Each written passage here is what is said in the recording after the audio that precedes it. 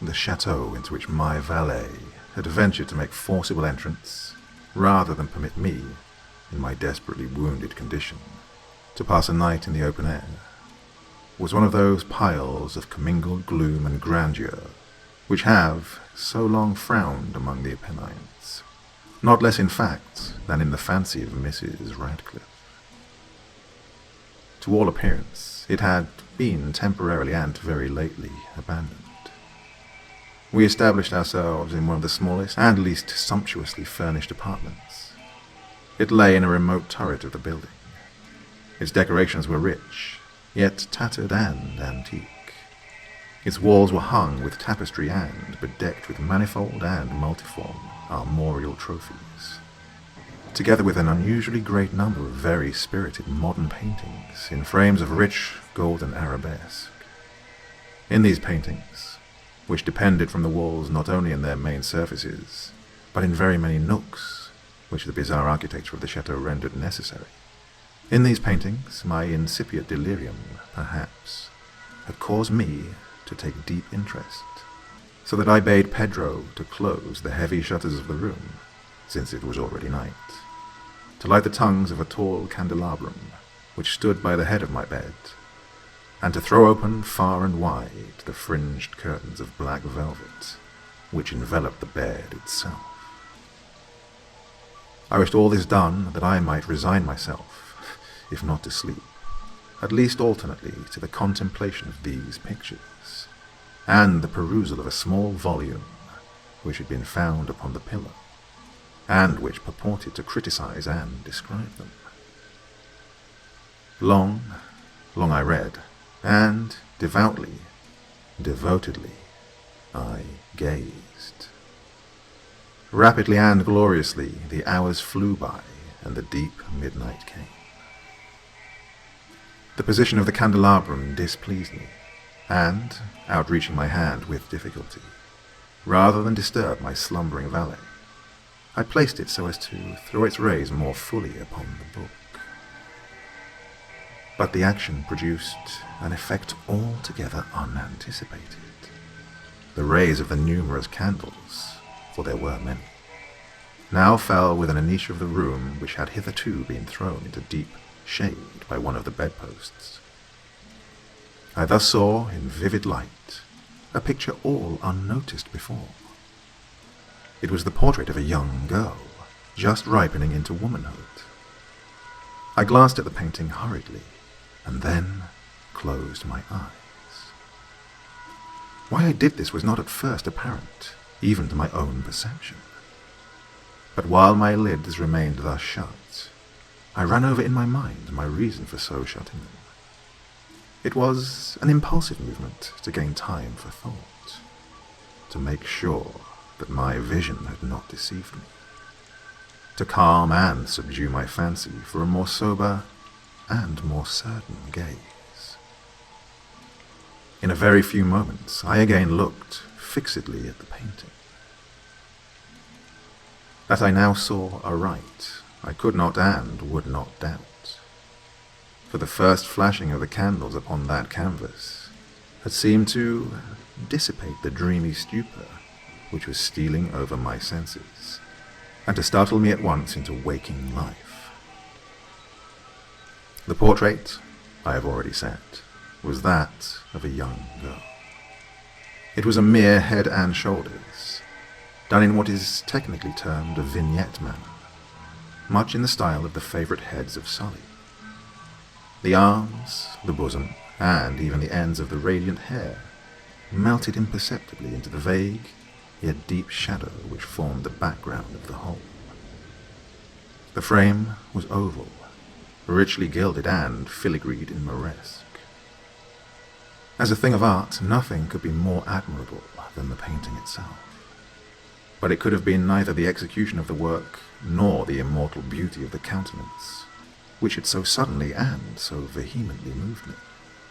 Least of all could it have been that my fancy, shaken from its half-slumber, had mistaken the head for that of a living person. I saw at once the peculiarities of the design, of the vignetting, and of the frame. must have instantly dispelled such idea, must have prevented even its momentary entertainment. Thinking earnestly upon these points, I remained, for an hour perhaps, half sitting, half reclining, with my vision riveted upon the portrait. At length, satisfied with the true secret of its effect, I fell back within the bed. I had found the spell of the picture in an absolute lifelikeliness of expression, which, at first startling, finally confounded, subdued, and appalled me. With deep and reverent awe, I replaced the candelabrum in its former position.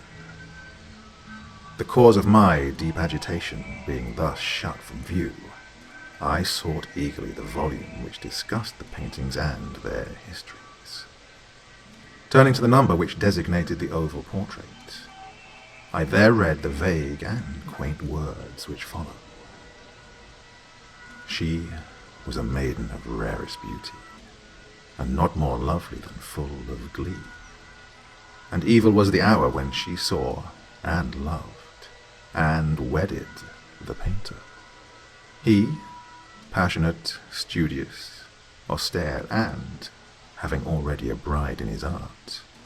She, a maiden of rarest beauty, and not more lovely than full of glee, all light and smiles, and frolicsome as the young fawn, loving and cherishing all things, hating only the art which was her rival, dreading only the palette and brushes and other untoward instruments, which deprived her of the countenance of her lover.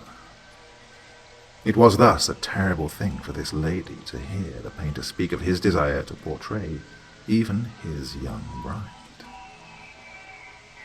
But she was humble and obedient, and sat meekly for many weeks in the dark, high turret chamber, where the light dripped upon the pale canvas only from overhead. But he, the painter, took glory in his work, which went on from hour to hour, and from day to day. And he was a passionate and wild and moody man, who became lost in reveries, so that he would not see that the light which fell so ghastly in that lone turret withered the health and the spirits of his bride, who pined visibly to all but him. Yet she smiled on and still on, uncomplainingly, because she saw that the painter, who had high renown, took a fervid and burning pleasure in his task, and wrought day and night to depict her who so loved him, yet who grew daily more dispirited and weak. And in sooth, some who beheld the portrait spoke of its resemblance in low words, as of a mighty marvel, and a proof not less of the power of the painter than of his deep love for her whom he depicted so surpassingly well. But at length, as the labour drew nearer to its conclusion, there were admitted none into the turret, for the painter had grown wild with the ardour of his work, had turned his eyes from the canvas merely, even to regard the countenance of his wife, and he would not see that the tints which he spread upon the canvas were drawn from the cheeks of her who sat beside him.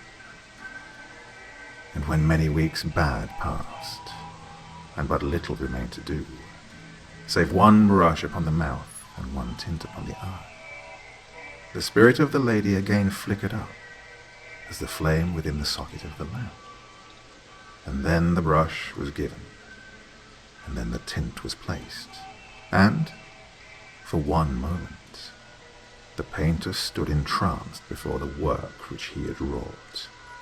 But in the next, while he yet gazed, he grew tremulous and very pallid, and aghast, and crying with a loud voice, "This is indeed life itself," turned suddenly to regard his beloved. She was dead.